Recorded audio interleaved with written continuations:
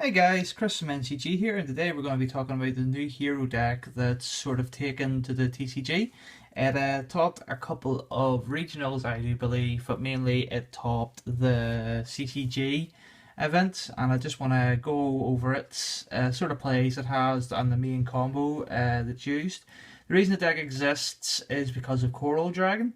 I don't have Coral Dragon to show you, but I can tell you what it does. It's a level 6 tuner synchro monster. And what it does is you can pitch one card from your hand, destroy one card on the field. That is pretty handy in this deck, but that's not the main effect you're looking for.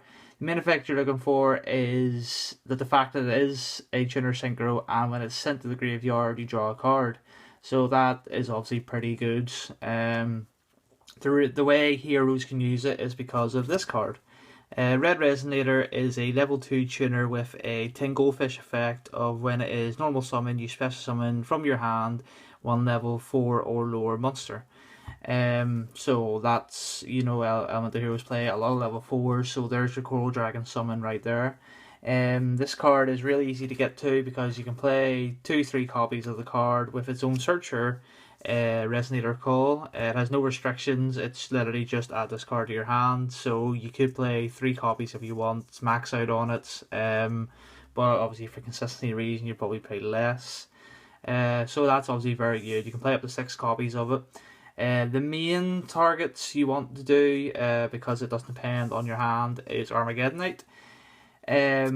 What you're going to be partnering the Coral Dragon with is obviously Destiny Hero Malicious, because it's a level 6, Coral Dragon's a level 6, and the main play of the deck is to get to Ultimate Tzolkin.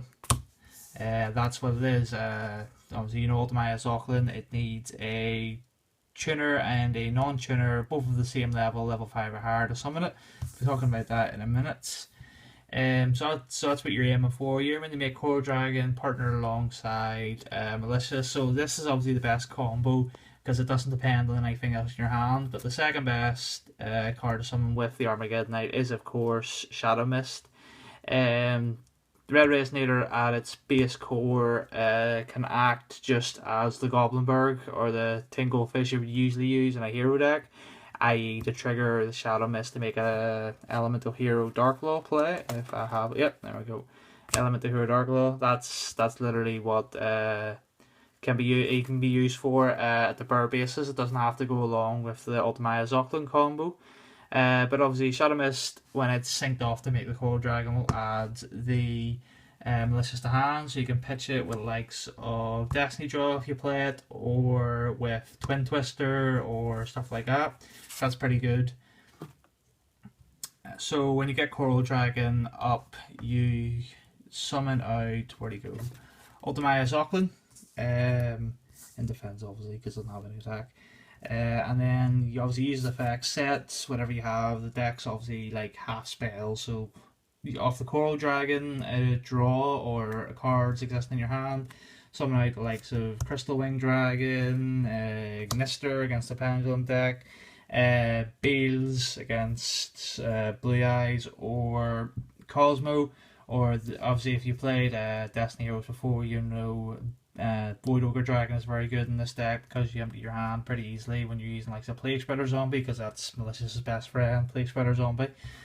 So that's the reason why the deck exists. But the crazy fields you can make in this deck depend on your hand. You can have like Crystal Wing Dragon, Ultimate Tzolkin.